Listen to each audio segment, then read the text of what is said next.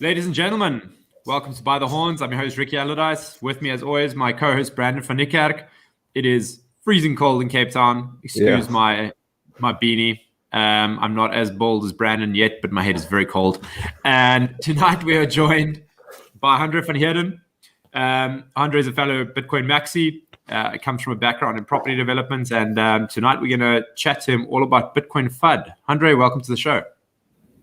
Hello, guys. Excited to be here. Lekker, man. We're glad to have you. So, Handre, do you want to tell us a bit about yourself, man? Yes. So I have a property development background, and I got into Bitcoin in 2018. I started doing the arbitrage, which and then at some point late 2018, I started making so much money with just trading Bitcoin for rand to dollars and dollars to Bitcoins and making that profit and rolling it, that I decided just Bitcoin has been really good to me. I need to just find out exactly what's going on with it.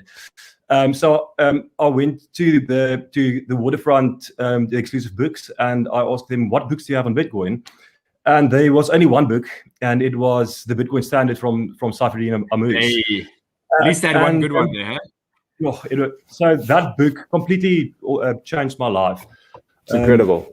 Yes, when I finished that book, I just felt like I had an incredible clarity and new way of thinking about the world. A lot of unanswered questions about the economy and things happening in the world. And I just got into Austrian economics and went onto the Mises Institute website and read all their articles. I downloaded all the books from Mises and Rothbard and Hayek. Started reading, and I signed up for Saifedean's online courses. I've done all of them, and I'm now kind of part of his private group. We have two sessions, one on Monday and one on Wednesday, every week for about plus minus 2 hours, where everyone gets together, talk about Austrian economics and the Bitcoin. So that's where I am at this stage. You jumped into the rabbit hole full on, hey? So you only got into Bitcoin in 2018, and in that time, you've done all of this work. Yes. Well, I made enough money with the arbitrage, and the profit that I made, I kept in Bitcoin. So I've done quite well financially with Bitcoin the last 2 years. I really all my free time I've just been spending studying and reading about Bitcoin and Austrian economics. So was the arbitrage sorry, Ricky, was the arbitrage quite good after 2018? Because I mean, most people probably got in the bull market in most cases, but you never really hear about people getting in the bear market. So how was it back then? When I started out, with 35,000 rand just to test it out, being very skeptical about it. And I think on my first trade, I made it was like 1,500 rand. The gap was more or less between 3 and 5% between 2018 and 2020. At one stage in December 2019, it went up to about 8%, which was awesome. Then you try and just do as much trade as you can. Usually, I find that when the arbitrage gap goes up to over 5% or goes down, sometimes it goes down negative. I usually find that it's because of some big thing happening in the market. It's either because of beginning of this year it went negative. It was because all the Bitcoins that they reclaimed from the MTI scam, the regulators started selling that in South Africa, and the Bitcoin that arbitrage gap went down to minus 2% at one stage. And then also when it goes up, it's usually because something like that happens. I think that the initial Military Trading International, when people really started piling their money into that, everyone bought that those Bitcoins on Valor and Luno. So I think that that pushed the arbitrage gap up to 5-6% as well. But the normal gap that's there is between 3 and 4.5%. I would say. So, Handre, just to clarify for listeners and viewers, like when you say making trades, you're not trading Bitcoin. You're playing the arbitrage gap using a arbitrage service provider, right? And maybe let's just explain what arbitrage is to those who don't know. Yes. Okay. So arbitrage. The only reason it exists is because of the currency rules in South Africa, the regulations. Everyone might only take out R1 million a year, and then you have to apply to take out more than 1 million. But you have to have that money to be able to apply. So if you want to take out another R1 million, you have to have the R1 million in cash and show it to the Reserve Bank before you can take it out. So for anyone in South Africa that wants to buy Bitcoin, someone has to sell them that Bitcoin, and that Bitcoin needs to come into South Africa somehow. And because it's not being mined here. Well, not a lot. Very little of it, yeah. Yes, but not enough. So people are willing to pay premium in South Africa for Bitcoin because someone has to sell it for rands, and no one wants the rands. So arbitrage is becoming quite big now. I've heard them advertise it on the radio. So basically, what I do is I have an account in Kraken on the US side, and I just put my money into a foreign currency account at my bank. I transfer it. I buy dollars with it. I transfer it to my Kraken account. I buy Bitcoins there. I send it immediately to my Valor account in South Africa, and I sell it for the 3% profit. The quicker time you can send it and sell it again, the less risk you have with the price going up or down. Yeah. So lately I've heard from people. Yeah, so lately I've heard from people that spread is pretty thin now. Even it's negative, right? So you're not really making anything anymore. I don't know. Maybe that's a strong rand. I don't do arbitrage, so I don't really understand it. Is it the strong rand? Is it because there's institutions coming on board now because there's more liquidity everywhere? What do you think it is? Yes, well, the risk is almost nothing. So if you're able to do it, then people make a lot of money from it, and it's getting big now. So a lot of more people have started doing arbitrage.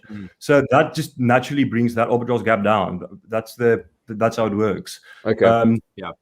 The more liquidity that comes in, the lower the arbitrage gap gets, because there's more Bitcoin sloshing around in South Africa for people to buy that hasn't been brought in from abroad. There's more people doing the arbitrage.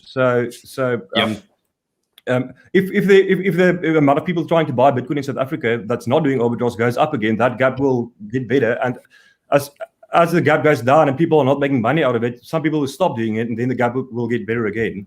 But it goes up, it fluctuates the whole time.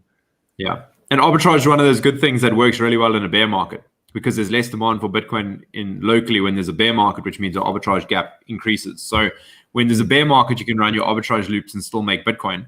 And when it's a bull market, you're better off just holding your Bitcoin.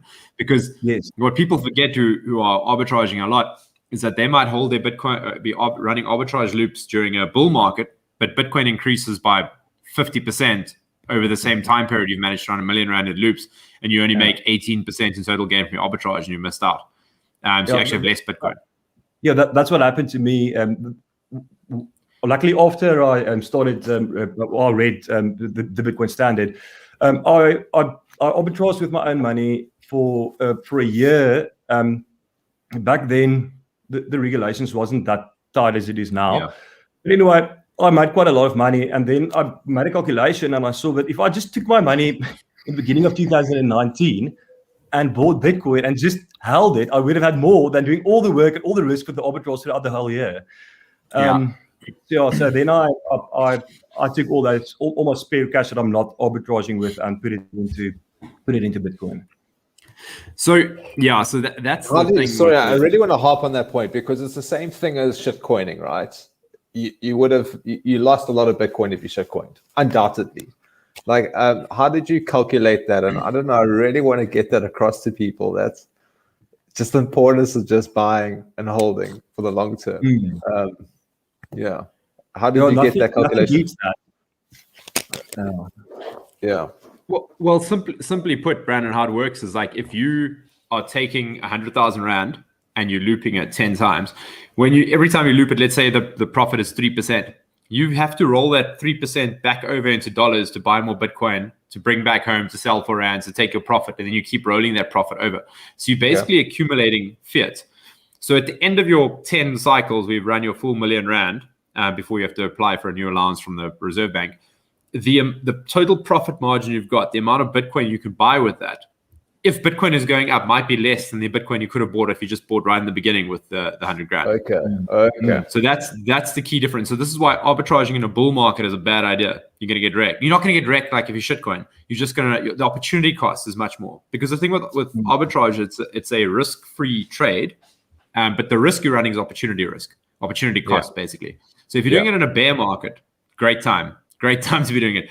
But if you're doing it in a bull market, you can the opportunity cost can burn you, and you end up with less Bitcoin than what you could have had. So something to bear in mind. But arbitragers, people who do it, they are market makers. We should be thanking them because they're bringing, but they're taking on the risk and they're bringing Bitcoin into South Africa. We thank you for your service. Just like people, I'm not going to dive into that. We don't want to get taken down off YouTube for saying the wrong thing. But yes, we thank you for your service. Okay, so let's dive into the next topic here. And the reason why we've got you on is to discuss all flavors of Bitcoin FUD. For those that don't know, FUD means fear, uncertainty, and doubt. And it is the premium currency of governments and large institutions worldwide. They love to spread FUD. Big news agencies and corporate press love shilling FUD. News 24 et al. So when we talk about FUD, we talk about things like the mining debt spiral and Bitcoin is only used by criminals and Bitcoin is too expensive and you should rather buy shitcoins. Bitcoin is boiling the oceans. Name it, there is. So what we're going to do in this episode is we're going to go through these one by one and dispel them.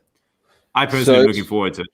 So should we dispel each specific FUD that is recycled every cycle, or should we explain why they spread this FUD first? What do you think? Should we explain that afterwards or before? Ooh, before. That's a good point. Before, I think so too. Yeah, from my side, I think it's just governments want control. And Bitcoin is the only thing on this planet that they can't control. They can control shitcoins because with Ethereum, if they went after Vitalik Buterin, you're going to see all your Ethereum dissipate in front of your eyes, or the rand or dollar value of that. With Bitcoin, because it's completely distributed, it's not owned. It's the only thing that's not owned by anyone. It's owned by everyone. It's the only thing they can't take down. And I always harp on about the point of like the petrodollar, right? And Iraq and why America invaded that. So Saddam Hussein wants to sell oil for euros rather than dollars. America wants to protect the dollar and they want to protect the petrodollar. This is why they invaded Iraq. It's the same notion with Bitcoin. Bitcoin is a new currency and now other countries can use that for trade, which means they'll take away volume from the dollar or demand for the dollar, meaning America and other countries will go after that. It's the same as as France with the CFA franc and how they control West Africa. For those who don't know, really read Alex Gladstein's latest piece on Bitcoin Magazine. Absolutely incredible. Yeah. So it's all about power and maintaining their currencies because governments sell debt. They sell debt through their currencies. And if they can't sell debt, they can't carry on their fiat ways and they can't carry on with the good living. Now, Bitcoin is the antithesis of that, and Bitcoin's fighting that. It's fighting that with rationality and scarcity and all those things. So that's why, we've seen China and everybody go against Bitcoin heavily, and we've seen every single thing thrown at it. But you're going to see like pure politics and countries go after it over the next few years. We haven't seen anything yet. So this is why there's fear, uncertainty, and doubt. Yeah, I mean, to tie into that point you're making there, Brandon, it's painfully obvious why they would need to talk shit about Bitcoin because you can't attack it, you can't invade it like you would invade in Iraq. You've got to get your lackeys in the media to spread rumors about it, even though by now those FUD pieces get recycled over and over again. The people who should know better, because they've had people explain it to them that they're wrong many times over, they choose to recycle the narrative, which tells you that they're disingenuous and they really are just doing their paymasters bidding. Because ultimately what Bitcoin attacks, like you said, is it attacks central banking at its root. And it does away with the ability for governments to print money to fund their militaries to go and invade other countries who don't toe the line. And that's what it comes down to. The US dollar, the petrodollar is its intrinsic value is the US war machine. And the only reason why the US can maintain that dollar hegemony is because they are able to print more money than everyone else and pay for their military. And that's why they've got a military that's 5 times bigger than everyone else's put together. because they export all of those dollars because there's demand for dollars because they're holding the rest of the world at a barrel of a gun. Essentially, in a nutshell, is what it comes down to. But also, it's not just governments spreading the FUD.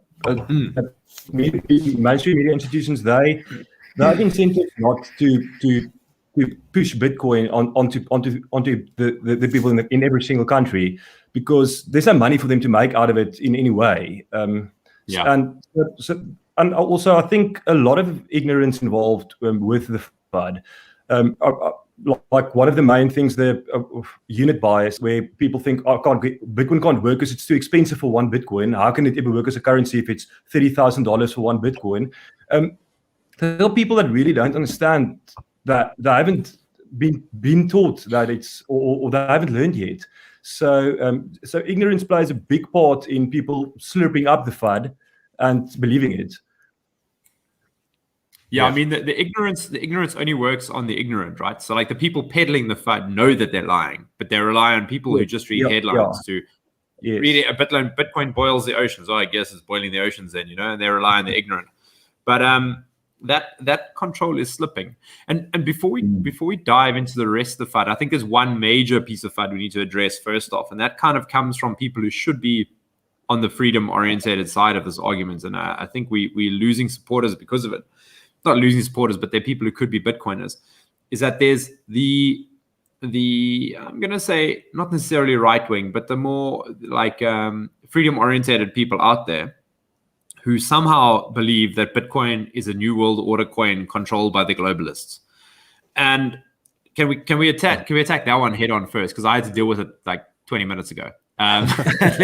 Let's talk about that one first. Okay, do you want me to start? So that is just a blatant untruth, false lie. Bitcoin is exactly the opposite of that. It's not. The whole purpose and the whole thing behind Bitcoin is that it is not controlled by anyone. So Bitcoin is literally the antithesis of what you just described. There isn't much more that I can say except that. Well, what do you think? So I think a lot of people think it's controlled by China because of all the mining power there, which has luckily been banned and is being distributed globally right now. To me, it's the greatest thing to ever happen to Bitcoin. I'm so happy, and because I'm a long-term thinker, right? And the miners, the miners do own quite a lot of Bitcoin in terms of supply. They still do, even though you would think they would keep liquidating the positions to pay for the infrastructure, the energy, all that. They still are holding a lot. And I think I'm trying to find the latest stats. So let's just say it's 30 to 40%. The problem, the thing is, people need to remember that miners don't control the network. They just secure the network. It's the nodes, the validating nodes, which there's about 10,000 plus reachable nodes, but I believe there's many more in the network. Those are the ones controlling the network. And that has been proven after the block size wars that Bitcoin went through from 2014 to 2017. So that's the kind of like that part. And then people think like Satoshi has a couple of million Bitcoin. Yeah, he does. That's if he were to be alive, he'd decide to sell. That'd be a big problem, but it will just be a mass market effect and it'll just drop, and just like it did in coronavirus last year, and it will bring itself back up because there'll just be that perpetual demand. And otherwise, there's no other central people that are holding it. MicroStrategy has 100,000 Bitcoin, right? 0.5%. 0.5% of the total supply. That is currently in supply, right? No, it's a 0.5% of everything. Yeah. That's nothing. That's nothing. That's one massive institution. That's the point. It's not the nodes. The only thing that I can do with it is potentially sell it. Exactly. It's not an attack on the network. It's just it'll just increase supply. Yeah, exactly. But Brandon, Satoshi clearly coded a backdoor into Bitcoin software. Oh yeah, is that what the central banks are saying? No, this is what I hear. when people say that it's a New World Order coin, they're like, yeah, but he could have just coded a backdoor in. And this is why people misunderstand what open source software is. Exactly. And this is why all secure software, if you are running software for security purposes and it's not open source, you need to ask yourself some hard questions. Because what open source means is that anyone can go and look at the code. And that doesn't mean anyone can contribute to the code because you don't have the requisite skills to contribute. But if you are a coder and you know what's going on, you can go and read that code and submit to the code. And this is exactly how Bitcoin works. You have the best and brightest coding minds in the world looking at Bitcoin, poring over it day in, day out, because Bitcoin inspires, a lot of enthusiasm amongst people, in case you haven't noticed yet. Exactly. And, so right now there's been 30,000 forks on Bitcoin Core. There's been, 55,000 stars, meaning people have looked at this. Do you understand? People understand how many developers around the world have looked at every single line of code on Bitcoin, and do you think they wouldn't have found the backdoor? It is the most viewed by the widest diversity of people piece of code in the world ever, in my opinion. Maybe Linux or something like that can claim a bit more than Bitcoin because it's been around for longer. Yeah. But over time, Bitcoin will just attract the best and brightest coders, and this is exactly what's happened. And most people that code on Bitcoin now are ideological, right? They're there because they're Bitcoin rich, because they were there from the start, and they do it as a full-time job. They're just Bitcoin core contributors. I mean, we know a South African Bitcoin core contributor, who contributes, and these guys do it because they believe in Bitcoin. But if you contribute a piece of code that doesn't work, it'll get seen by a bunch of other people, and it won't get added, won't get merged into the code. And then the topic of merging, so actually adding a new component into Bitcoin, is not a simple process. I mean, Taproot took 4 years of reviews, etc., before it finally got added, and it's not even like a consensus upgrade. Yeah, it's almost close to impossible to change the code. I would say, especially if it's not good. So basically, the argument that it's controlled by the New World Order or One World government is asinine on the face of it, because the person making that argument doesn't understand the first thing about Bitcoin, which is open source code. That's the first attack vector that Satoshi thought of, is like centralization is a security hole. This has to be open source. And then the next step is it's distributed. So even if someone were to try to fork the code and implement their dodgy code, it wouldn't be accepted by the network, and they would end up just forking the code and creating their own shitcoin that is of no use or relevance to anyone. So that argument falls flat. Yeah, so for people to understand that, this with open source code means that people could update anything they want, right? They want to say there's 22 million Bitcoin now. They can update that, and they can deploy that code, and it can go live. But the problem is you got to get tens of thousands of nodes to accept those new rules. And then you got to get all the miners to also accept those rules. And they're not going to. And once again, if you read The Block Size Wars, incredible book, you'll understand the politics and the economics that goes on behind the scenes with something like this that's distributed. It is literally the most perfect form of democracy on this planet. That's what the French envisioned back in the 1700s, and so it's not going to happen. They're not going to change rules. Yeah, and it's functionally impossible to change rules, really. You have to have a 95% agreement across the board, across all nodes, which are somewhere between 10,000 and 100,000. Who knows? It's really hard to actually determine how many nodes there really are on the network. And you have to achieve 95% consensus. This is where what's called ossification comes in, where the code eventually stagnates on the base layer because no one can agree on anything anymore. Because to achieve consensus of 95% across a distributed network when you have upwards of, let's say, 500,000 nodes is functionally impossible.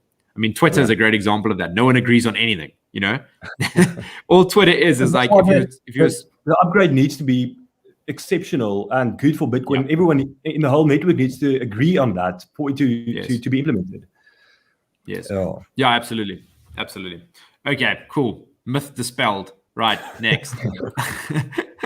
Okay, so the next one, we kind of talked about unit bias a little bit earlier. Should we jump into unit bias? So what unit bias is, people say Bitcoin is $30,000 a Bitcoin. Who the hell is going to use something that's worth $30,000 to buy a cup of coffee? How's that going to work?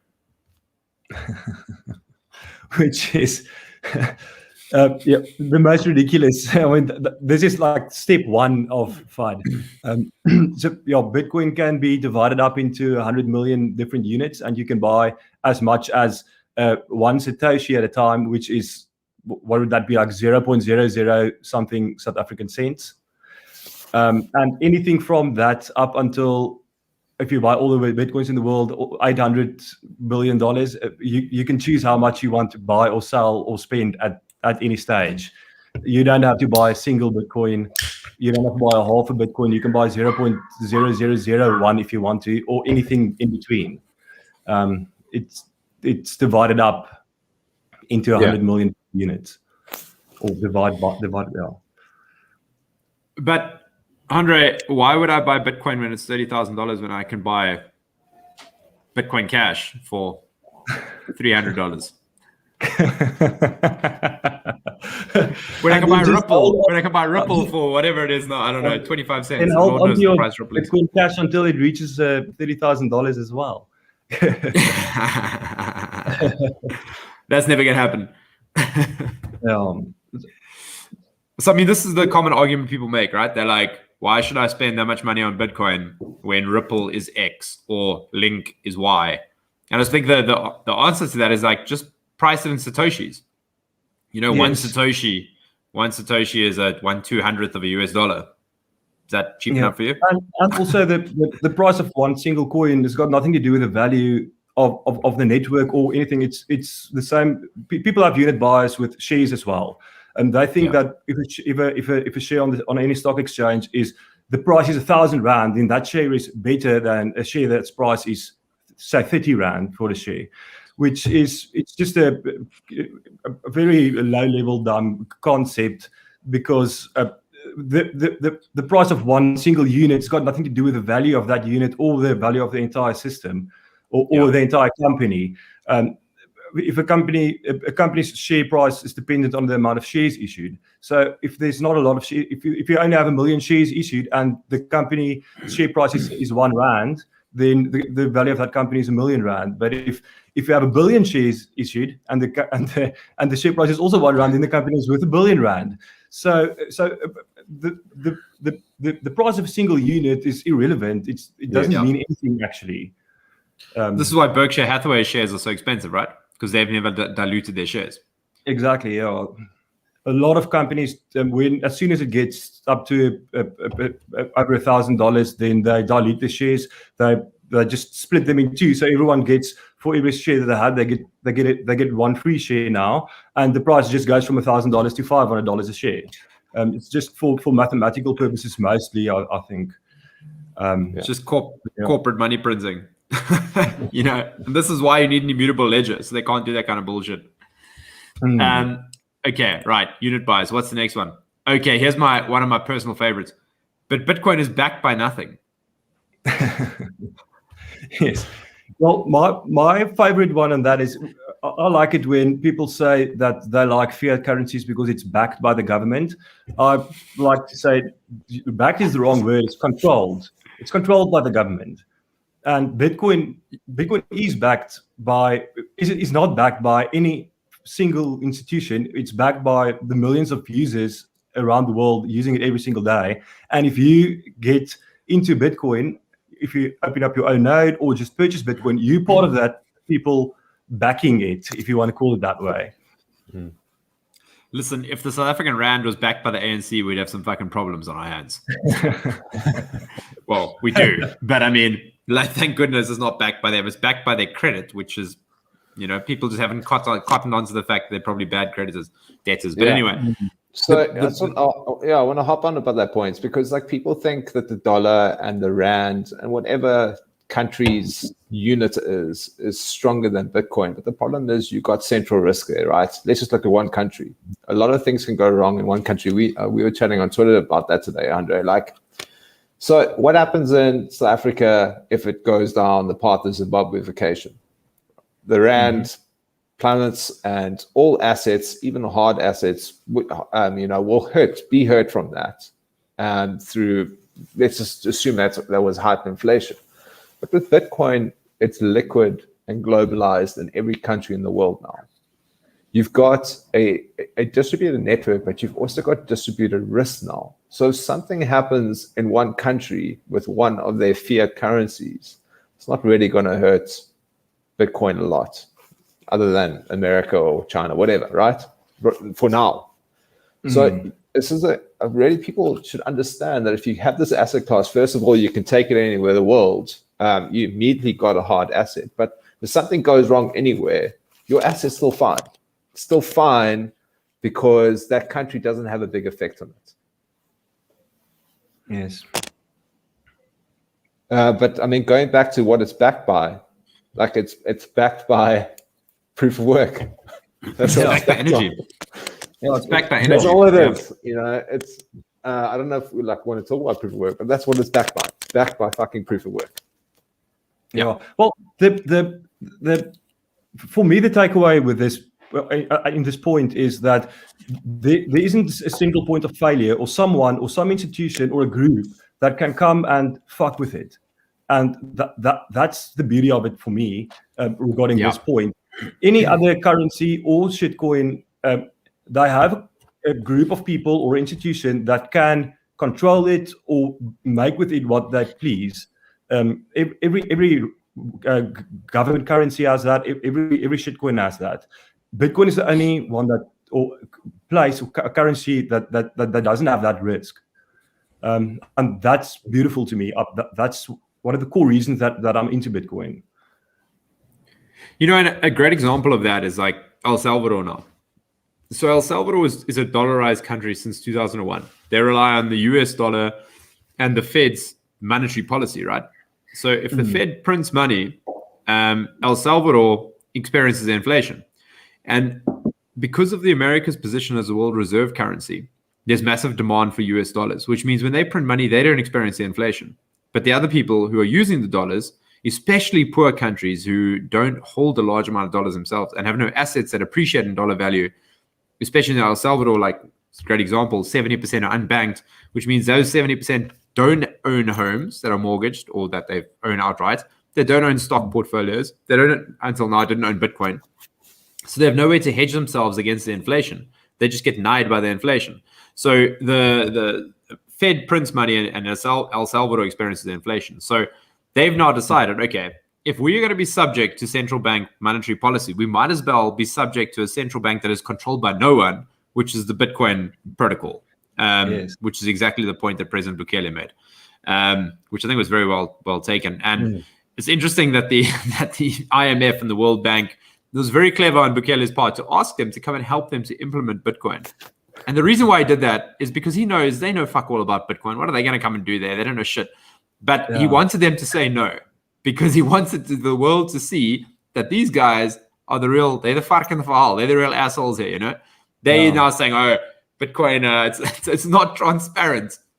Obviously, they don't know anything about Bitcoin because transparency is literally the name of the game in Bitcoin. It's a public ledger. And you see what they're doing now. What's phase 2 after that? You're seeing how they're going to start selling their bonds, like government debt for Bitcoin. No ways. I haven't heard about this. Tell me. Yeah, so so I think that was always their plan. So they knew they weren't going to get the support of IMF. So now they're going to seek liquidity from countries. This is the Michael Saylor play. Michael Saylor sells his stocks and leverages his company for Bitcoin, right? You're going to see El Salvador now leverage their debt / bonds for Bitcoin. They're volcanoes. Now they're moving a lot of their debt into a hard money, and now they are becoming sovereign over that and moving it away from the dollar. So this guy knows what he's doing. Yeah. He does. He's got Jack Mallers advising him, so I think he's in good hands there. No, but he's got Brock. What's that guy's name? Brock Pierce advising him. No, I think Bukele told Brock Pierce to get fucked. After listening to, I did a bunch of reading on Bukele, and I don't think people have heard about him now recently. They think he's a Johnny come lately. They don't know this guy's story about how he got to where he got. It's phenomenal. He's 39 years old, right? And sure, I mean, I'm sure he's done some dodgy shit. No one gets to there without doing some stuff like that. But he is 39 years old. He was first mayor of a small town in El Salvador. That was his first foray into politics. Then he became mayor of San Salvador. And then he tried to run for president. And there's two established parties, kind of like in America, two established parties in El Salvador. And they literally wouldn't grant the new party that he tried to start a position to run in the presidential race. They wouldn't allow the party to run. So he had to run on another third party's ticket. He then won and then created his new party, new ideas, and then moved to have all the Supreme Court justices thrown out, etc., because they were obviously there overseeing all the rot for the past 20 years. So now people are crying all the wrong names, like the New York Times and the Washington Post are saying he's a dictator and authoritarian, which tells you he's probably not, because he's very anti-Nicolas Maduro and anti all of the other dictators in Central America. So I don't know. If you believe anything you read in the New York Times, I got a bridge to sell you. But he has gone around. They're cleaning up house, and he's got a 90% approval rating in El Salvador, which is like one of the highest in the world. He's like, and he's been there for 2 years. It's not just like it's a new, people have got like a honeymoon thing going on there. So he's a super smart dude. He didn't even finish university either, actually. Really? Which makes me trust him a lot more. Yeah, he dropped out of varsity to start a business when he was like 18. It's a crazy story, man. It's very inspirational to go and read about this dude. So how's that master's degree feeling right now, Ricky? Yeah, I know. I mean, 6 years of my life wasted. But anyway, I got the paper, right? Now, at least when I speak to FUD academics, they kind of like give me they listen a little bit because like, oh, he's got a master's degree. He must know what he's talking about. Yeah. Anyway, I mean, I do, but university education is not at all an indication of intelligence. If this pandemic hasn't taught you that, then I don't know, you're never going to learn. But amen. Can we just raise a glass to Nkosazana for allowing us to drink this nice tax-free alcohol? Support your small craft brewers. Okay, what's the next one we got on here? Bitcoin can't function as money. Transaction speed is too low. 9 transactions a second. Doesn't cut it. And it's too volatile. Checkmate, Bitcoiners. This is my favorite one. I don't know if you guys saw that Valor also have a payment system now where you can pay between Valor accounts for each other. They just launched it, I think, last week on Thursday. Yeah. And I'm super excited about that because it's almost like Strike, in the sense where when you do a bank payment from ABSA to ABSA, it's got nothing to do with the RAN or the Reserve Bank. One person has an account and another person has an account, and they debit the one person's account and credit the other person's account, and it's free because it's a book. It's a ledger entry, yeah. It's a ledger entry on ABSA's books. And Valor is starting to do the same now, and there's no reason why we need to pay Visa and MasterCard 2% transaction fees for every single time you go and buy something. So when it's supposed to be free, and Bitcoin, the network itself, obviously the transactions are limited and expensive, yes, but the second and third layer solutions coming on top of that will make it free and instant, which is it's going to be awesome. Well, we're seeing this in El Salvador right now, right? Like already. We're seeing the layer 2, like 20,000 people a day being onboarded into Lightning. Yes. So it's not something into the future. It's already here. People just need to implement it. We can start using it tomorrow. We can, if we want to do similar things in South Africa, we can start doing it tomorrow with the system that Valor already has. Instead of paying, if Checkers opens a Valor account, you can do that. You can do it instantly. Pay them from your Valor account. There's no reason that can't happen. So just sorry, you carry on, Ricky. Just explain the Valor situation to me. So any merchant can go and register with Valor, and they can accept payments. Yes, typically anyone, if you have a Valor account, you can pay each other for free. I haven't gotten logged on and used it yet, but I mean that's the proposition. Yeah. So pay in Bitcoin, or fiat, right? So with the pay in Bitcoin or fiat. I saw that they said that it's going to be in fiat. I haven't used it yet. It might be Bitcoin as well. Yeah. So I'll tell you what's happening there. It's because people are both on Valor, right? The sender and the recipient. It's very easy because that's the closed loop system. You can debit and credit very easily then. So now look at a traditional Visa situation. You got a merchant and you got a consumer. The consumer has like a standard bank account and the merchant has an F&B account. You got the consumer that pays, and that merchant works with the acquirer bank who settles the account with them. And there's also the issuing bank. Who did we say was Standard Bank with the consumer, right, with their card. So it's those four parties right now. And now you've got to get kind of a system to close that loop, because you've got two different people with two different bank accounts, and now it's kind of an open system. And that's where the issue comes in. So the brilliance of Strike and what we need to do, because Valor hasn't solved it, I promise you. They haven't done anything amazing. They just no hate against Valor. I love Valor, and I don't want, please don't sue me. Like you guys are doing great work. But with Strike has the ability to debit any bank account and credit any bank account. And that's the importance, because that part is you've got to change it to, you got to debit rands, you got to change it to Bitcoin, and then you got to target and you got to credit with rands, because most people would want rands rather than Bitcoin and all that. So now that's where we got to figure out, how do you get all these different banks into the same system? And that's where the problem is. That's where you have to get like 1-year master agreements and all this shit in place. So we're not anywhere close here, and I'm sorry to be pessimistic. No, but I'm gonna just say like something like Moon Wallet. If I have Moon Wallet and you have Moon Wallet, I can instantly pay you whatever Bitcoin I want. Now, there's no reason why everyone in South Africa can't download this app tomorrow and pay your Bitcoins in there and pay each other for free instantly the whole time. There's no reason for that not to happen, except for lack of adoption. But it doesn't even have to be Moon Wallet, right? It could be any Lightning wallet. I'm just using that as an example. There's a lot of different wallets or potential places or apps that you can use that at. Yes, it is now again a third party that you have to trust, but I mean, you're not going to transfer all your Bitcoin there. You're just going to transfer the amount you want to spend the next couple of days there. But I think Moon Wallet is sorry to hop on this, bring up the sticky point here, but I think Moon Wallet is actually a self-custodial Lightning wallet.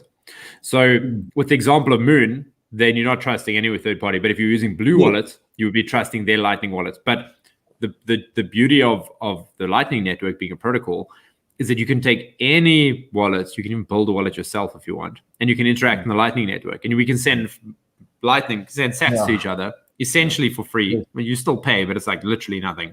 And instantly, using any wallet you want. Whereas with the Valor option, once again, we're not shitting on Valor here. They're innovating, it's good. But like, it's a walled garden, right? You have to be on Valor. And this is what Bitcoin fixes, that it's like an open network. Yeah, so like what we have to do, right, is to get a merchant to accept Bitcoin and for the person to pay them Bitcoin, right? And you got to stick it to Bitcoin, because that's what they're doing in El Salvador. They understand that's a better unit to hold than dollars. So if you get that, and that's why you look at Bitcoin Beach, they got the pins of the different merchants on the system, right? And those are the people accepting Bitcoin. But then let them pay the merchant Bitcoin. Let the merchant receive Bitcoin. If the merchant wants dollars or rands or whatever, then they, from that specific app, they can then change it to dollars. So now you just bypass this whole bullshit system of acquiring bank, issuing bank, and these schemes and interchange fees, whatever, right? That's how you allow any person to say, I want Bitcoin, I want rand. And that's via the app at the end result. And this is where I think there is a role to play for decentralized stablecoins as well. I know stablecoins can never be truly decentralized. I get it, like, because there has to be a bank account holding all the fiat that is pegged to these stablecoins. But if you have a wallet that can allow you to auto convert 90% of your incoming transactions into your rand stablecoin and keep 10% in Bitcoin savings, I think that would aid adoption. Please, Bitcoin maxis, don't shit on me for shilling stablecoins here, but like, people live in the real world, and like not everyone wants to have 100% of their wealth tied up in Bitcoin, especially when you got to go buy stock for the next day. You can't afford a 1% fluctuation, let alone a 50% fluctuation in price, Which brings us to the next FUD, the volatility. Yes. My personal favorite. If you can't deal with volatility. I thought the last one was your personal favorite, dude. I have a few. Volatility. If you can't deal with the volatility, learn to deal with it. Like it's not going away. If you want number to go up, you have to deal with volatility. It means there's a potential for more price upside. That's the way I look at it.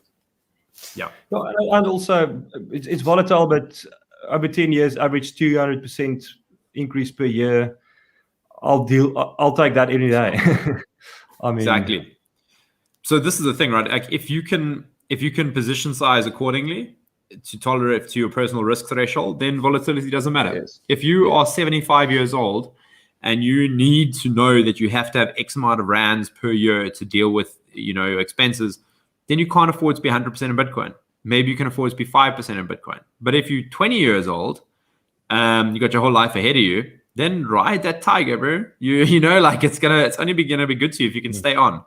But if you got paper hands, then volatility is not your friend. Like I've got a mate personally who's been a Bitcoiner since early 2017.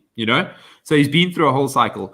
Dude, still every time price crashes, he messages me. He's like, "Oh my god, is Bitcoin dying?" I'm like, "Bro, how are you still asking me these questions?" Like, some people are just not cut out for the volatility, And so if that's the case, then you got to adopt later. That's why they use the narrative to hold, say, like 1 to 5% in your portfolio in Bitcoin. And I get so tired of that because I believe there should be way more because nothing else there makes sense. No asset class. But as the price increases, it goes past say $500,000 and stuff. That's when you'll see the narrative like, oh, okay, now the volatility is lower and it's more serious. You can put 20 to 30%. That's probably what will happen. And also, as it goes up, the volatility will come down. And one day when I firmly believe that if 15 years from now we're going to be on the Bitcoin standard, then there will be no volatility because everything will be denominated in Bitcoin. There won't be something to track its volatility against, except its purchasing power, which will fluctuate per item. As items get more or less expensive, the Bitcoin price for an item will go up and down. I agree. Anything else on volatility? Yeah, I mean, the only thing that's volatile really is Peter Schiff's saltiness. It varies in saltiness depending on how well Bitcoin's doing. Yeah, so in our latest newsletter, we explained to people like what returns you'd get if you DCA on daily, monthly, or annually over a specific period, and that's the way to just stomach the volatility. If you do want to go above 5% of your portfolio, please don't try to time the market. Don't shitcoin first of all, and don't try to time the market. Just buy a little bit every month, or every day, or every week. Bitvice were trying really hard to build this feature to allow people just to order set a DCA, and that's all you need to do, because it doesn't matter over the long run. You will get your real returns. You will get that alpha above other asset classes, and you will just stop worrying. That's the best way. Yeah. And the best thing about that, bro, is like you don't change Bitcoin. Bitcoin changes you, right? Like everyone. You hear that meme? It's like, I'm new to Bitcoin, I'm here to change it. Like everyone who's tried to change Bitcoin has just gotten wrecked. And those who've accepted Bitcoin into their hearts have been changed by it. Like Andre, I mean, you speak for like you joined in 2018, you got into Bitcoin. How much of a change do you think there's been in your personal, like the way you view the world since you became a Bitcoiner? Insane. I'm a total different person than I was before. One of the biggest things that I say is my time preference. So I know a lot of Bitcoiners and Australian economists keep hitting on it, but it's really, really important. There's just the way that you think about your life and things that you buy. Every time that I go, I used to be a big fan of going on to one day only, seeing what they have, and then when there's something that I kind of like, then I would buy it because it's on special. when you're in Bitcoin and you know that your money is going to be worth 10 times as much in the future as what it is now, then suddenly that doesn't look like a bargain to you anymore. You know, that blender that you're going to order from one day only will be I think this is going to be the most expensive blender ever if I sell my Bitcoins to buy it. It's just things like that. It's life changing, man. And it drops the scales from your eyes. Like, you see the fiat bullshit and the fiat lifestyle and the fiat academics for what it is, you know, like fiat food. And like, that's the biggest thing for me. And Brandon kind of got me around onto my mate Brandon, and another very staunch Bitcoiner friend of mine got me around onto this. Is like, and I know Safety talks about it all the time. It's like, stop putting fiat sludge in your body, you know, like stop eating bullshit food. Like sugar and carbs is like the most high time preference food you can ever eat, you know, like it's poison, really. Yes. And it's like instant gratification, but you're destroying yourself and giving yourself all kinds of diseases down the line. If you just take a bit more of a long-term view on things, and what applies to your food applies to everything in life. And also, once you take control of your life, where you decide for yourself, okay, I'm now trying to be a low time preference person. I'm trying to think of the future, and I'm trying to buy things with a 10, 20 year time horizon. Like, it changes the way you do everything, from the way you view politicians to the way that you. It's not a conscious decision that you make. It's just you as a person change and start thinking that way by implementing low time preference on your life. It happens by itself. And absolutely. Like it just makes you realize the value of long-term thinking, and like, you know, why would I sacrifice something in the short term when I'm going to screw myself so hard in the long term? And that's why I need to suck it up now and delay consumption, buy Bitcoin, and other things in my life that are going to have long-term positive ramifications, like building good relationships, etc. And that's where I focus my energy, you know. It's a crazy paradigm shift. And I think the world can do with a lot more of that, you know. We need way more low time preference thinking. It like permeates into things like our architecture. You know, fiat, we've discussed with the previous guest on the show, like fiat money printing generates shit architecture because it's like high time preference, like nonsense, you know. If your building takes... It's all about feasibility, right? It's all about the cheapest stuff to make, it's the most effective way to make buildings or build buildings. So that's why it looks crap and it doesn't last. Yeah, yes. And planned obsolescence, right? So if you in a world of a deflationary currency like Bitcoin, if I am buying a kettle and I need to part my Bitcoin to buy that kettle, because let's face it, if we're in a world of a hyper Bitcoinized world where everyone's using Bitcoin, I know that my purchasing power next year is going to be more than it is today. But I need to boil water. I need a kettle. So I need to part with some of my Bitcoin. So I'm going to buy the absolute best kettle that money can buy because I want that thing to last my entire life and my kids' lives. You know, that thing's going to last. If you're on a fiat standard where money is devaluing every single year, the incentive from a producer of that item is to make it break as quickly as possible outside of warranty period. So I don't have to replace it so that I can sell you another one. Wow. And in a deflationary currency world, like I don't want to part with my Bitcoin, so I'm going to buy the best quality one. So the incentive shifts. So someone who's manufacturing it knows that they have to give me the best quality thing in order to get the Bitcoin or the high quality collateral or the currency that's going to appreciate in value over time. So it's a good trade. You know, no one's being scammed. Where the other way around, the person getting rid of the fiat to buy the kettle that breaks in 2 years is being scammed.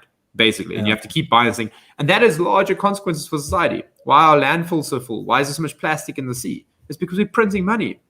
We're taking real resources out of the ground, cheating people out of their time and their labor by reprinting more money, and then chucking those resources in the sea for the turtles to eat.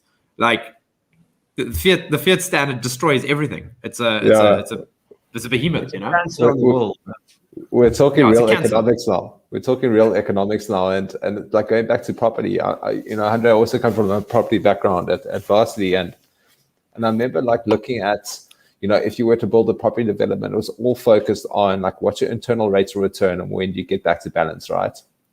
How does that affect your capitalization rate, et cetera, et cetera. Every single thing was about how cheap cheap can you make something to get your return back as quickly as possible? And that is literally all flipping investments, capital projects and all that, right? So what Ricky's talking about now is, if you had that no time preference, it changes all of that.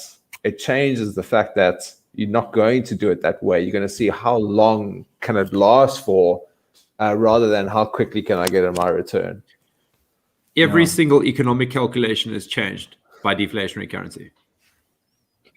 Everything in your whole life. I mean, even your own body, your exercise, your health, everything you buy, your job, potential education, and your own future.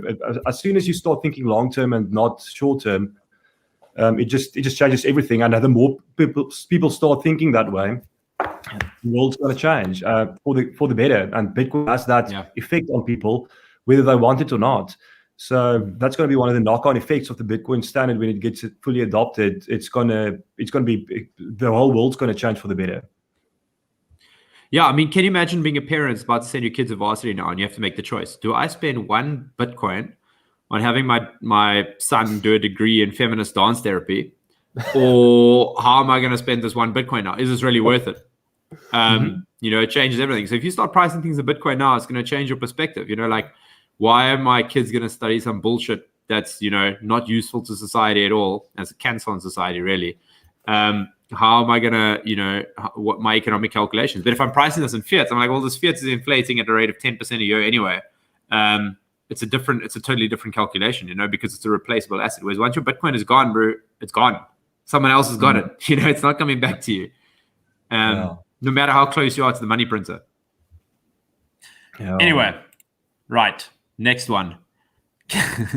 Governments will ban Bitcoin. I don't want to say it's my favorite because I've already had 2 of those, but this is another close second.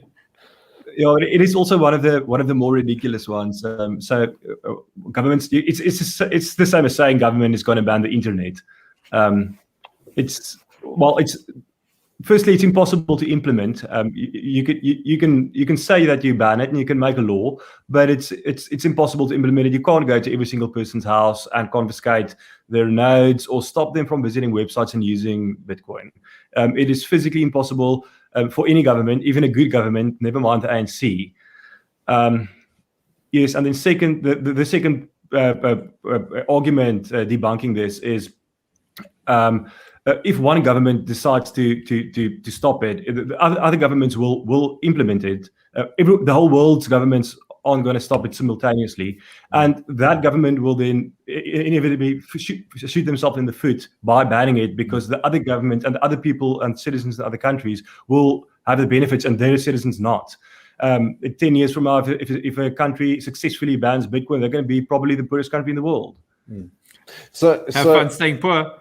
Let's try to differentiate 2 things, right? So it's what can the government shut down Bitcoin, the network? No, they can't.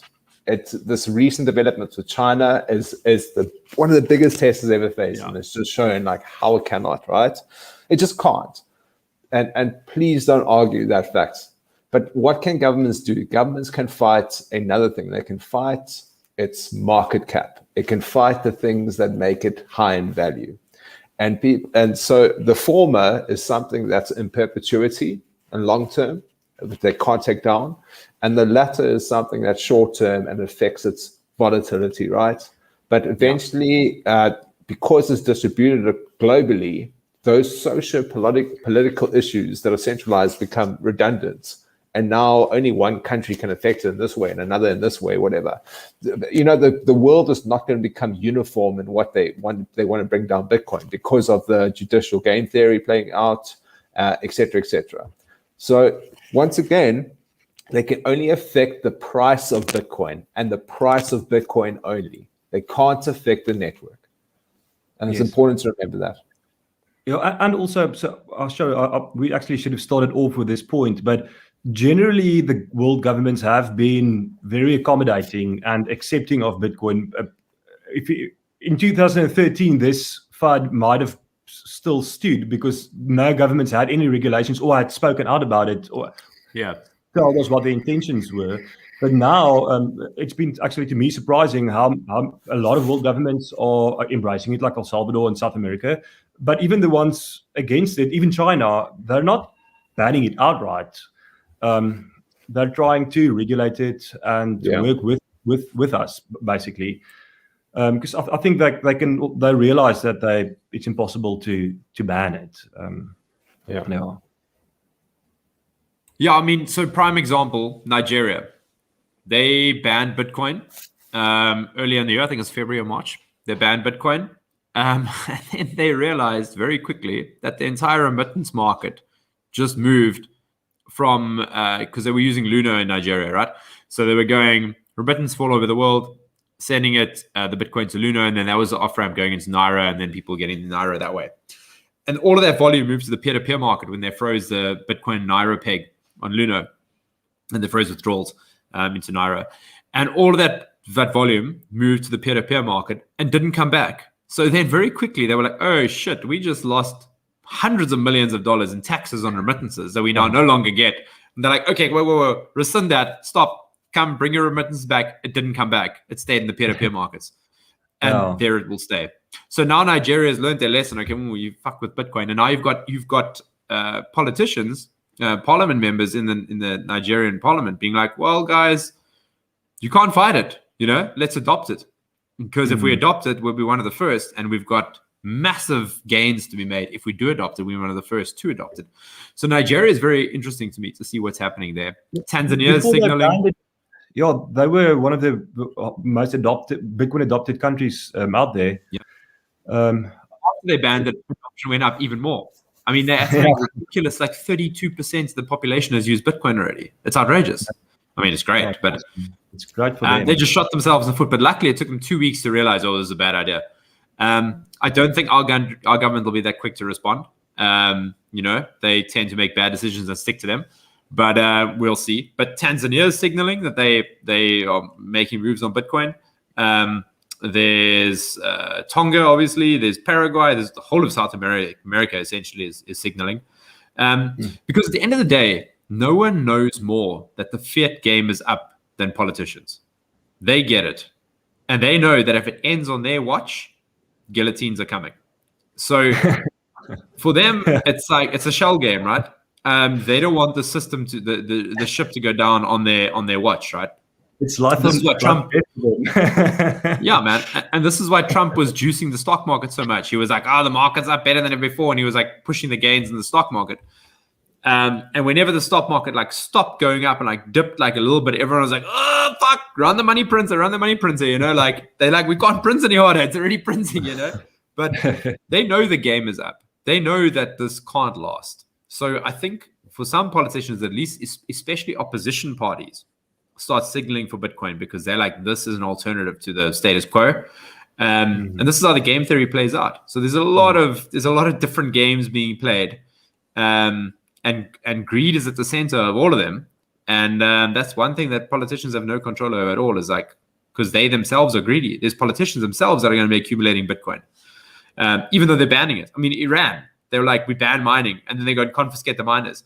Do you think those miners aren't being run by corrupt politicians? Like it's it's a virus, bro. It's an absolute virus, and it's great. There's no vaccine for it. Yeah. Yes, that. Bitcoin is only used by criminals. Brandon, do you want to go with this one? I mean, I think he's got that hard criminal look about him. So I think this should be a quick one, guys. So basically, the stats have come out, and this is not from Bitcoiners, anybody. This is from actual stats from whoever, right? Let's just call it the traditional fiatists. And it shows only about 1 to 3% global activity on chain is illegal, illicit, or money laundering activities. So I don't know. There's nothing else to put it there, man. It's basically just to conclude, it is a extremely transparent and open ledger. If you want to try and hide how your money is flowing through there, please don't use Bitcoin. criminals, go try Monero or something and take your activity. Try the US dollar. Try the US dollar, right? I mean, HSBC will help you. So like, why are you using Bitcoin? So that's all I have to say.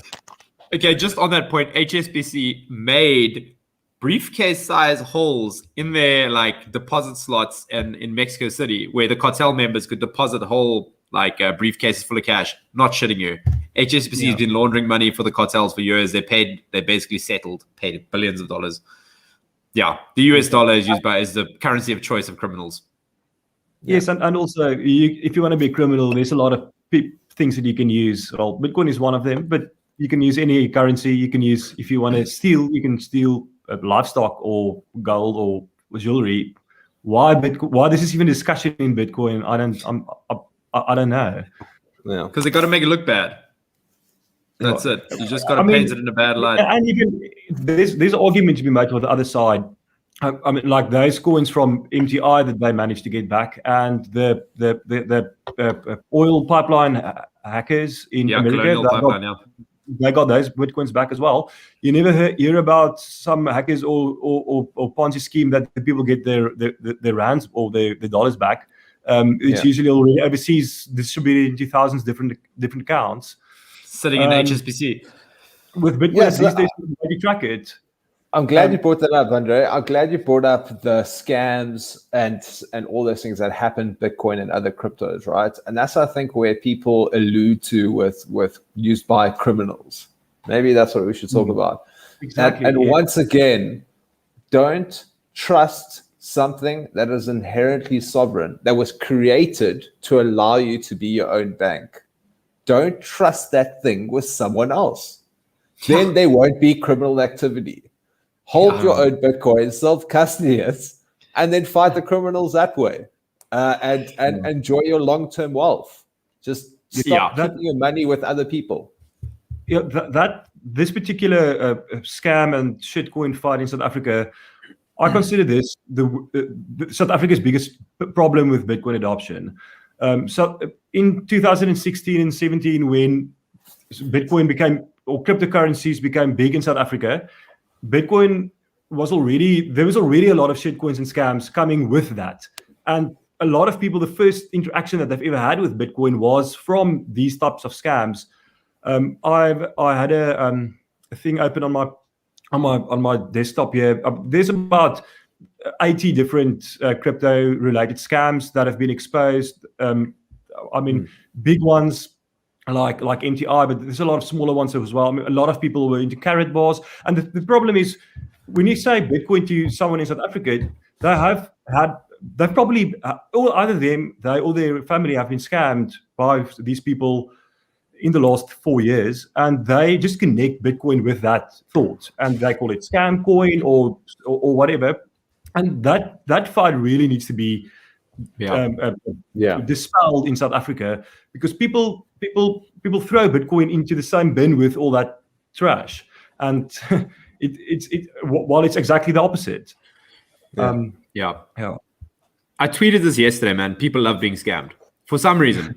Don't know why, but like these AfriCrypt clowns, bro, they accumulated 3 times more Bitcoin allegedly than MTI. I don't believe it, but apparently they got 3 times more than MTI, and apparently they pissed off the wrong people because they took some gangsters' money, some Serbian gangsters. So there's some problems for them en route. But like, why are people? Obviously, people are desperate for cash, but like, why are you still falling for pyramid schemes in 2021? I mean, tears in my eyes. Like, how is this still happening? Like, MTI was huge. Everyone knows about MTI. Like, how are they still falling for this? Not your keys, not your coins. If you give your Bitcoin to someone else, you're going to get scammed.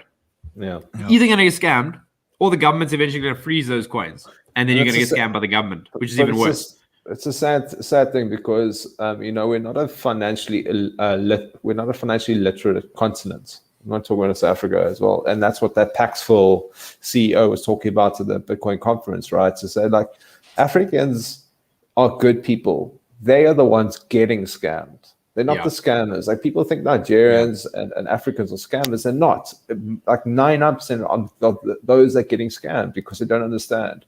And this is why I'm glad that Bitcoin will become a financial product, and it will become like licensed under the advice of licensed people and all that, to just really help people understand it and allow them to protect it. But what I'm so worried about is that, the Ponzi scheme gets moved from the amateurs to the professionals.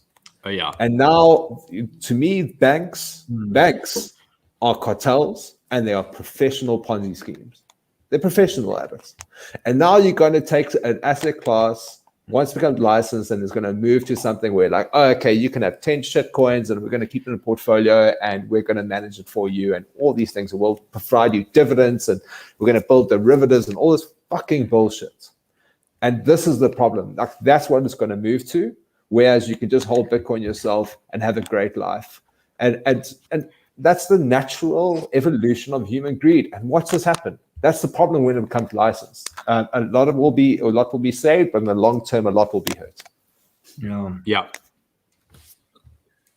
Yeah, absolutely. Amen, bro. Like, you and I have both worked with financial advisors, Brandon. Like, they might be licensed, but yeah, I mean, like, they need a lot of education on Bitcoin. Let's put it that way.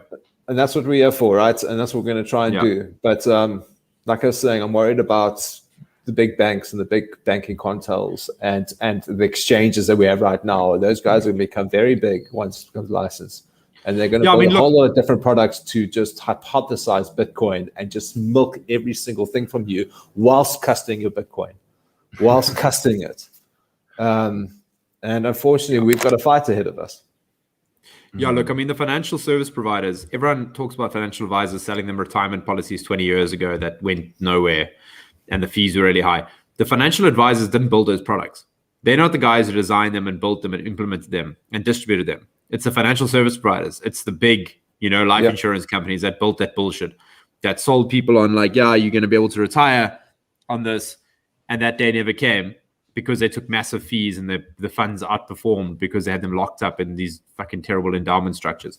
Like, that is unfortunately the reality of it. And like, when, like you say, when regulation comes, the amateurs, scammers just turn pro. Yeah. So not your keys, not your coins, man. Don't trust your coins with anyone else. Hold them yourself and let the scammer scam. I mean, if it's the nature of mankind, unfortunately. Yep. Yes, anyway. I think it's the complex. It's because crypto is seen as a complex field, and people really don't understand it.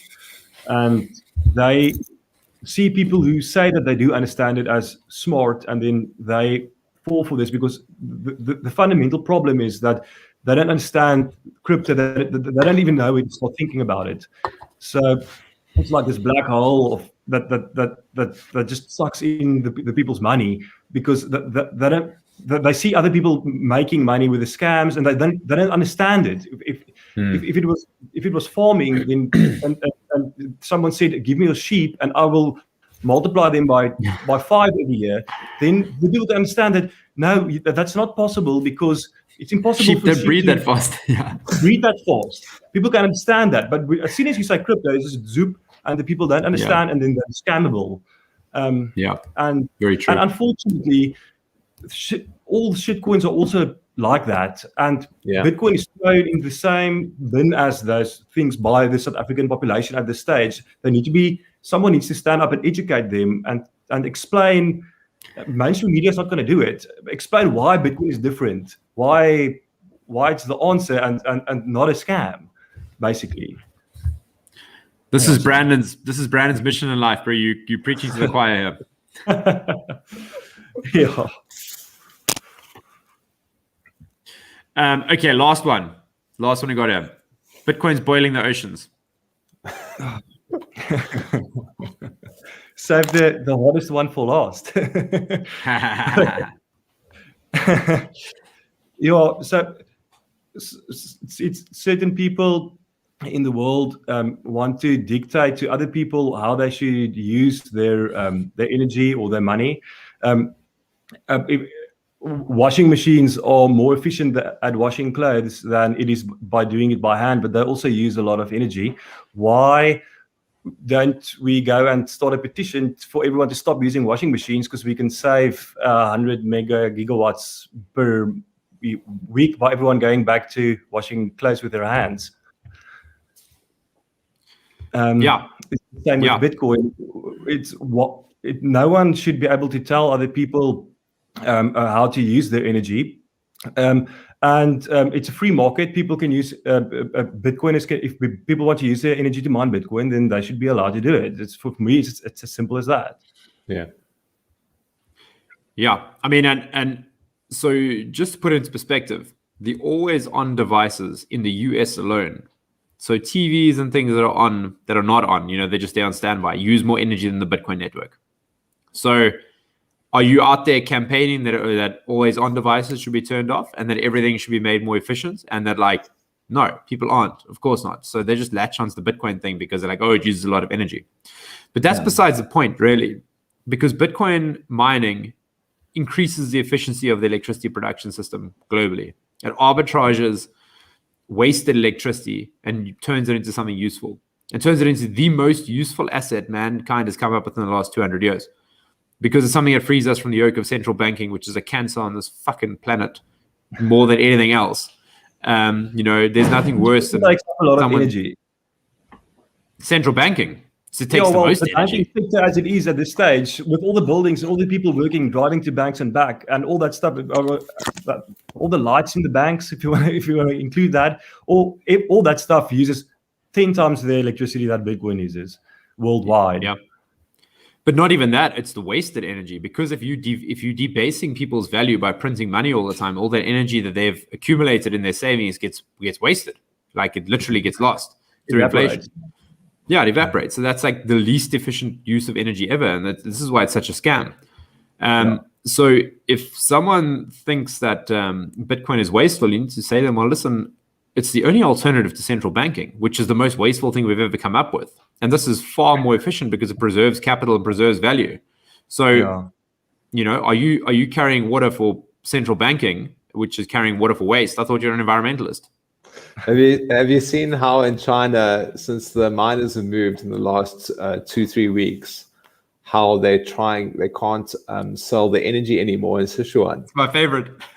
And it just goes to prove, just look at the demand and supply in a perfect economy, with free markets, right? If there's an oversupply and no demand, you're going to get some cataclysmic events that meets a balance eventually. And that means all this energy will go down, right? But the fact is that energy was always there. It was there. They needed to use it. It came from hydropower. It wasn't hurting anybody. Maybe the people down in Cambodia didn't have a river left. Cool. I'm sorry. And the Tibetans upstream. Right. I'm sorry for you, but China is not going to care.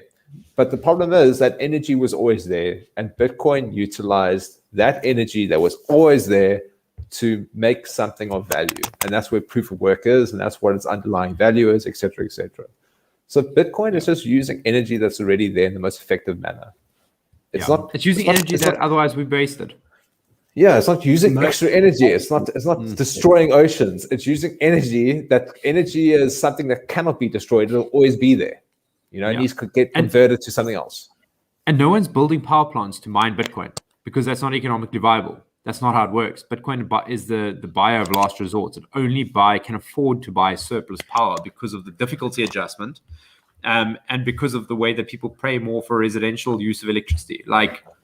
Bitcoin mining will be the first to be priced out of the market when there's an increase. And it's only because of central planning, where they centrally set the price of electricity, that those distortions kind of permeate, where Bitcoin miners can compete with residential users for power because they're centrally planning the power price, which they shouldn't be doing to start with, because it's a cuck idea.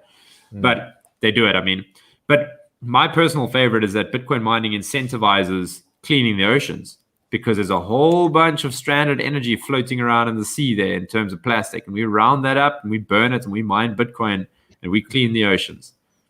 Amen. Yeah. And Bitcoin also, it always uses the cheapest electricity available, because you're competing with mining power against the whole world. Wherever the electricity is the cheapest, you're going to make the most money. And if you have expensive electricity, you are not going to be able to compete against the other miners who have cheaper electricity than you. So Bitcoin always tends to decentralize itself to the places where the electricity is the cheapest, and that is usually where electricity goes to waste. If you have certain, like in a hydropower plants, and well, with solar panels as well, they need to have a certain capacity to account for peak hours and peak usage. Most of the time, they're not at peak usage, and that electricity is just sitting there, not being used up because it's impossible or too expensive to store or to transport the electricity to places where it can be used. Now, Bitcoin, mining devices tend to that help those power plants to effectively give cheaper electricity to the people around them, because the excess electricity isn't going to waste. Yeah. Yes, because you can't store electricity. You know, you've either got to you use it or lose it. You know, battery tech is not there. Yeah, but now exactly. Now you can store it. You can store it forever, and that's stored in Bitcoin. That's the beauty of it. Bitcoin is a battery. It's a financial battery that you can store your power in. And that can never be destroyed. Yeah, exactly. Unless you lose your coins, in which case you donate that energy to everyone else in the network who hasn't lost their coins. Guys, I think, look, we had a whole bunch more stuff to get through. We've already been going for 80 minutes. I think we're going to call it there. Handre, thank you so much. This was great. This is a talk we've been meaning to do for ages, just to get through all the FUD. It was awesome having you on the show. Thanks for having me on. I really enjoyed it. Our pleasure, man. Anything you want to close with, Handre? Do you want to tell people how to find you or anything like that? Well, I'm on Twitter, Handre van Heerden, or my Twitter handle is Handre and then just a V. Yes, that's it. I think maybe in the future we can have a follow-up discussion in a couple of months regarding how me and Brandon are going to orange pill the living shit out of the whole of South Africa. Not just you and Brandon, bro. I'm involved here too. You left out of that. I don't want anyone to find out about Bitcoin. And Handre, I found out about you by reading an article you wrote, actually. Maybe if people want to find the work you've done previously. Yes, well, on my Twitter account, there's a link to the shit that I've written on Medium. It's not a lot, but I've had some fun writing that stuff. Yeah, ain't much, but it's honest work, right? Yeah. So Handre, once again, we really enjoyed it. Thank you very much. And guys, if anyone wants to acquire some Bitcoin, check us out. Our company is called Bitvice. Brandon and I run the company. What we do is we set you up with your own self-custody wallet, so we never hold your Bitcoin for you, which means you can't have it frozen by any malevolent governments. You can't be scammed by any AfriCrypt scammers because they hold your coins. None of that can happen. You hold your Bitcoin for yourself. We set you up with the most appropriate wallets, whether that be like a cell phone wallet if you want to invest a small amount, or hardware wallets, all the way through to a multi-sig. We'll hold your hand, guide you through the entire process. We are soon releasing a SAT Stacker product, which we're very stoked about. It's taken us a while to launch because it turns out working with banks is an absolute nightmare, but we're getting there. And we're looking forward to that, which means you can stack sats on an ongoing basis straight to your hardware wallet or your multi-sig or wherever you're storing your Bitcoin. And if you guys want to find this video, we also release a podcast called By the Horns. You can find that on Google Podcasts, Apple Podcasts, or you can plug straight into the RSS feed, or you can find it on Spotify. So subscribe there, listen to our show. We produce one every week, comes out on Thursdays. And that's that. Sponsored by myself and Brandon. Thanks, guys. Thanks, guys. Yes. Cool. Have a good evening, everyone. Cheers. Cheers, guys.